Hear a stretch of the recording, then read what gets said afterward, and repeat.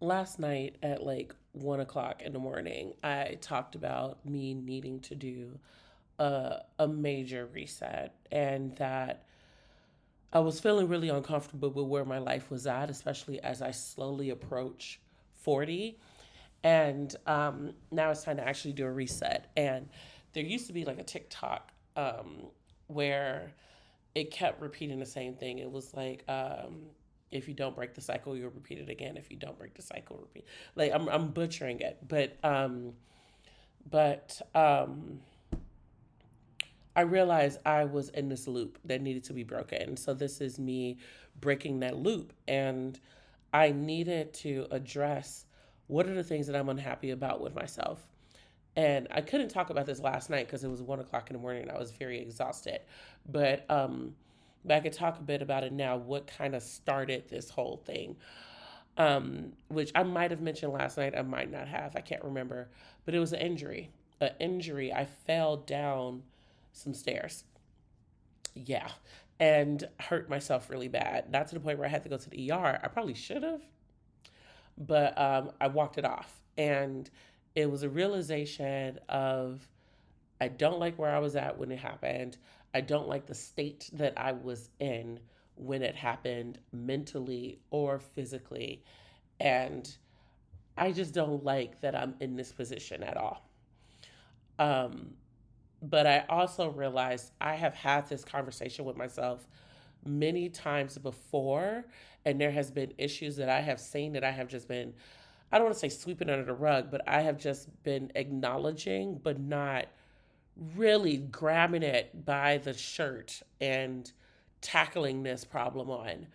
Um, and I needed to come to terms with that, but I needed to do it without feeling shameful, because once I started to feel shameful, I felt like I needed to punish myself or I needed to learn a specific type of lesson.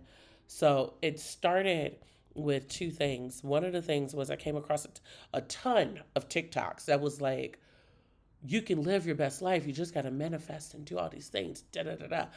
And I was like, okay, I'm manifesting the things. And and I was like, I don't know what that means, or am I just wishing myself into these things, or like, or what is this? Um, and I remember coming across this TikTok that talked about like whether or not we're happy with our lives as women, as mothers, as Black women. Um, it was a discussion around, are we truly happy? And a lot of us operate out of survival mode. A lot of us operate out of, I just got to get things done. A lot of us operate out of resiliency. And they ask the question, who are you when you're not serving others? And that like punched me in the gut because I could not answer that question. And I probably mentioned this many times before because I remember talking about it before. And and I couldn't answer it. So then I was looking for some recommendations on like, okay, because I'm always a self-help book girly. Like I don't read many books often. But this is the first time that I've been like reading back-to-back books because um, there's so much you can learn from a book, which sounds pretty obvious, but we live such busy lives that we never really pick up a book. But like this time I did. I picked up a book. It was of the gifts of imperfection by Brene Brown, and it talked about worthiness, that we are inherently worthy. It does not need to be something that's earned. And as I read through it, it made complete sense. And I realized that I was living a specific type of life because I thought I deserved that type of life. And now I am unlearning that, which took a really long time to do. And now I'm learning that the opportunities are endless. If I wake up and I say, I want to, you know, learn about the moon and do a business around the moon. I could wake up tomorrow and say I'm going to do a business around the moon, and like nobody could really stop me from doing that. Like that is kind of where I'm at in terms of my mindset and my worthiness and my value and all of those things. Given I'm not about to start a business about the moon, but but it opened up the opportunities to what do I really want to do without feeling ashamed. But this isn't what this is about. This post is really about how do you do the reset, right? So I started off reading um, Brene Brown and thinking about my worthiness. It opened up the doors to, well, what are the possibilities of things that I can do? And it also opened up the door of why am I doing things that's beneficial for me, that's not beneficial for me? And how do I start doing more things that are beneficial? That was the question that popped up for me because I saw that my habits were very, very harmful. It was my quote unquote laziness. It was me not taking care of my body inside and out. It was me drinking. It was me not sleeping properly. It was me trying to have escapism from the problems that were popping up for me. It was me trying to blind myself with what is it called, limerence and lust, um, and dealing with men who are not worth my worthiness, value, attention, um, access. Like they weren't worth any of these things. And I was so caught up in all of this stuff that I started to realize a couple of things. Like, one, my habits needed to change dramatically. Um, and two, I needed to deal with my nervous system. And that was a really big deal for me, was to recognize that because I would be at home, I would be calm, but I could not be calm. I would be at home, I would be sitting still, but I was actually in a state of anxiety and panic. And people wouldn't even be able to see it from the outside because from the outside it looked normal, but on the inside I'm like, I gotta do something. I gotta go outside. I gotta be on my phone and doom scroll. I gotta I can't just be. It was very hard for me to sit. It still is at times. At times it's better now than it was before. It was very hard to just sit and be. So before I jump into all the stuff that I did, we're going to kind of take this one step at a time because I have a bad habit of rambling. So, what I had to do was really recognize what my patterns were. And I listed off a lot of them, but I had to be very, very honest with what I was feeling. But in order for me to feel honest, I had to remove the things that were numbing my honesty. It wasn't a full removal, but I had to stop drinking. I had to stop automatically going to my phone. I had to put my phone in other rooms. I had to journal a lot to really think through what am I unhappy about? What is really bothering me? So I had to sit and be uncomfortable with myself. There were tears. There were late nights where I stayed up, and it was not easy. But I had to recognize and tell myself out loud that this was not working. The way that I am supporting myself and my children is not working. And this is what I've been doing for a really, really, really, really long time. I get sources of income, they sporadically come in, and um, recover. I'm trying to recover um, all the losses from the moments when I didn't have any money. And I had to do it without shame. I think a lot of us fall into feeling shameful about these things because we're adults and we should kind of quote unquote know better. But life be life, and what does that mean? That means life be throwing curveballs randomly, and we got to figure out how to put it all together and uphold everything. So Brene Brown and reading her book kind of helped me out with dealing with that shame. And then financially, I started off with finances because with food, that's a whole other level of things that I gotta deal with. But this was part of it. So I started off with finances because that kind of trickles off into all these other areas. And I really had to look at the core problem because I have been tackling this finance issue for a really, really long time. And it's not that I don't know how to make money. I know how to make money. I know how to consult for other people. I know how to be a contractor. I know how to pitch to other people. I just hated doing it because I always ran into these issues of my value and my worth And then I always ran into these other issues of timing, which I'll get into in a minute. So I had to identify what the real problem was, which was um, which was not like a lot of people talk about, like a lot of financial advisors, a lot of books, a lot of people who know finance, they always talk about the same thing. They always talk about save, budget, invest, cut back every single time, no matter where I go to. That is what they talk about. And the problem is that's always their starting point. And a lot of people do not start there. A lot of people start in crisis mode.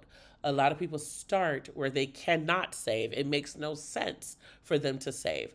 So they start in this ball of like deficit, and they always have to like scrape and like scramble to like get things together. So I really had to look at, what do you do when your income is unpredictable? You don't know the amount that's going to come in every, you can assume, but you don't know. What happens when you're carrying financial trauma? If you've been evicted before, if you dealt with heavy debts, if you dealt with the IRS, if you have dealt with people suing you, if you have dealt with the credit card people harassing you, that is trauma. It carries a certain energy, it carries a certain level of emotional weight. It impacts the decisions that you make when you do have money. Like that is part of trauma. What happens when you're juggling multiple jobs and you still have to add more jobs on? What do you do? What do you do? What happens when your accounts are negative? That's a common thing that a lot of people fall into. What do you do when your income highly depends on you doing something and you reporting what you're doing and being dependent on other people? Like, what do you do? So, like, a lot of the financial advice that we get today, it doesn't start there. It starts at stability on forward, but nobody really talks about how do you get stable in this type of setting with this type of foundation. So I had to stop looking at this as a budget issue. This was not a budget issue. Like to start there would just do myself a disservice. I had to look at the systems. What are the systems that I have in place when it comes to my finances? What's happening with the invoices? Right now, I'm already behind in everything because I'm supposed to do invoices on the 15th. It's already 17th, and I have not done the invoice. And the invoice takes time. It takes time away from this. It takes time away from blogging. It takes time away from me having to send out emails. I was supposed to be sending out emails today, um, which I'm gonna get to in a minute because I realize I'm really behind on that. But it takes away, and um, the accounts that I have, the bank accounts that I have, and whether or not I even have a, how do I word this?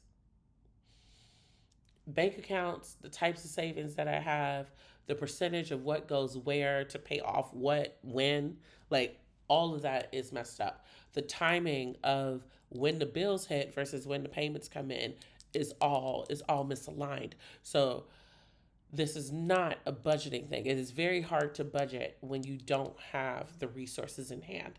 If I have, I'm trying to think of something. If I'm trying to plug my computer up with the charger, but I only get half the charger, is the computer still going to charge? Probably not. Like that's the type of issue that we're running into. So I had to really dig into the thought of, this is not a laziness or ignorance issue. This is the foundation is unstable. That's what this is. The root is, it's unstable, and you have to get it to be stable. So the next thing was, there was no way I could find the right book for this. There was no way. I started reading. I have one, two, three. I have about three different finance books in my house alone, and we got YouTube, we got AI, we got all the things. But the issue is, it kept starting from a certain point. Like you know, it kept starting from you've been working, the income's coming in, and um and I needed to start from the messiness. I needed to get to the part where you can start picking up that book and then learning from that book. So I need to um address, sorry, I like froze up because I'm like, okay, how do I word this? So there needs to be the part of financial literacy where you don't have a savings, the part of and you can't get one anytime soon. For real, let's even backtrack from there. There was a point in time where I could not get a real bank account. There was a point in time where I could not get a real bank account. I had Capital One and I had Chase. Not Chase, Chime. Not Chase. I don't even know what Chase is. Oh, Chase Bank. Oh my God, this is one of the top. JP Morgan Chase. Oh my God. Rewind. I had Capital One and I had Chime and I had Cash App and Venmo. Those were my bank accounts. That was how I navigated life. So I had to get to a point which took a really long time, years.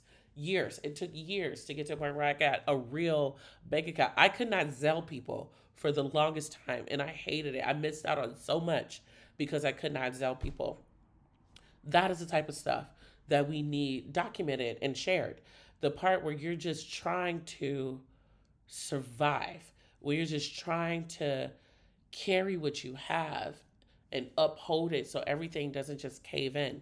And you need to talk about what happens when you're rebuilding but you're broken and you're traumatized. Like that is not addressed because a lot of people who are going through it are still going through it.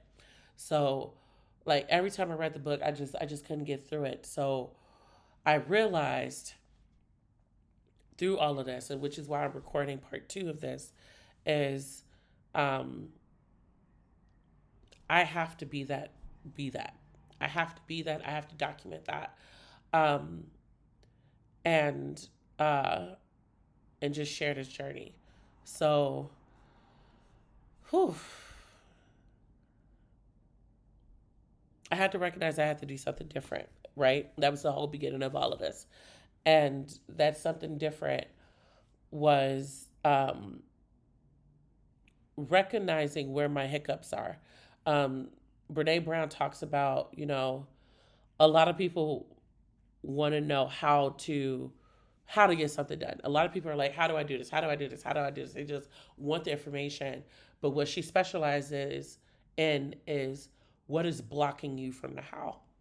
And that was really key. That was really key to me because every step of this journey, I felt something that was blocking me, or I wanted to like stop. Like your body, your brain will tell you to stop because your brain wants safety. Your brain wants what it's used to, and when you're doing something that's out of the norm, your brain and your body will panic. Will panic, panic, panic, panic, panic, and every step of the way, I have been panicking, panicking, panicking, and you have to be really sick and tired of being sick and tired. You have to, in that moment, be really sick and tired. You cannot put it off. You can't wait to New Year's. You can't wait till the tax check come. You can't even wait till the next paycheck come.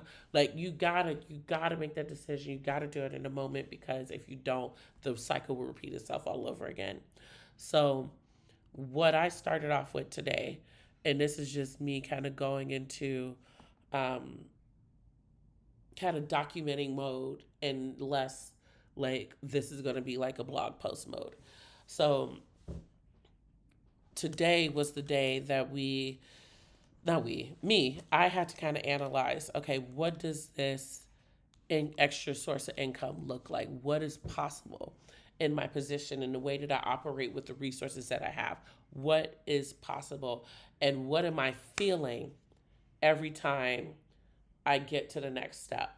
So after analyzing all of my skill sets and like my all the stuff that I've been doing, the next best step will be to do micro consulting services, whether that is, which I've done before, reviewing people's resumes, helping people set up their LinkedIn, talking with people about a program that they want to do, talking with people about a website or app that they want to build, coming up with slide decks for somebody who wants to pitch something, like these very small micro things. So I've been working through that last night. I posted last night, set up a few calendars last night. I need to be consistent with my posting, which is probably what I'm going to be doing this evening.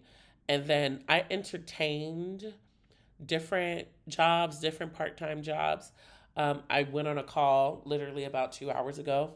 Um, Somebody was working for a finance company, but then I quickly learned that it wasn't finance, it was insurance. And then I quickly learned from there that it wasn't insurance, it was actually MLM, which is something I greatly despise, but people do not know because in my 20s, I dealt with a lot of people who thought MLMs was the way to financial freedom. And you learn really quickly that it is not a job where you are selling products and making money off of those products. It is actually you are recruiting people to pay a fixed amount, thinking that they can make a good living for themselves, but really you're just making money off of the person that you recruited. It's messy. It's messy. And back in the day, I used to tell people, like, this is an MLM, like, this is not going to work. And these are reasons why it's not going to work. But sometimes people want to believe what they want to believe. So I just try not to get too involved or try to burst anybody's bubbles when it comes to MLMs. And if for those who are curious, I did, what was it, Organo Gold, something like that. And then there was another one that I did that was really, really, really bad. But never again. Never again. It was an interesting conversation. I took lots of notes around index universal life policies. I don't know. It was a lot of stuff. It was a lot of stuff. I don't know if I could take away anything from it. I don't know. I think I just learned. Oh, I did learn something from it. While it was nothing from that actual organization, but it was from um, understanding psychology and how quickly you can use psychology in sales pitches and how quickly you can get somebody to think about certain things in a certain way without their brain catching up to like what's happening in real time. Luckily, I had experience dealing with a lot of salespeople. I had a lot of experience dealing with a lot of MLM people. I had a lot of experience with being able to see right away whether or not something is worth investing your time and energy into. So I was able to recognize that it wasn't for me. But I did have a really good call afterwards, after that meeting, where I was able to talk about regional mapping and prospect mapping to figure out in my who in my circle will need the actual services that I provide as a consultant. So I want to continue to look into that too. But to this reset, going back to this reset, um, it's a pivot. It's a pivot. It's not another plan where it's like, okay, I found the new thing. Let me just do this. It is, it's recognizing behavior. It is recognizing and pivoting, not what I'm doing, but how I'm behaving with these things. Money stresses people out. Starting something new scares me. Not only say people, it scares me. But if once I'm able to pause and recognize what is that feeling that I'm feeling when I do this, and how do we readdress that feeling? Is this fear valid? Is this me trying to look out for something? Or is this me being overprotective? Is this me not expanding into something that may be uncomfortable but is needed for me to get out of this cycle? Um, that is the pivot. And that is really essential to all of this, and not just like picking up a new thing that I need to do. Um, it is getting out of this crap. It is shifting from survival mode to transformational work. So I did a whole bunch of blabbing. I'm going to wrap up this video, send the emails that I'm supposed to send for work, and then continue working on this. Until next time.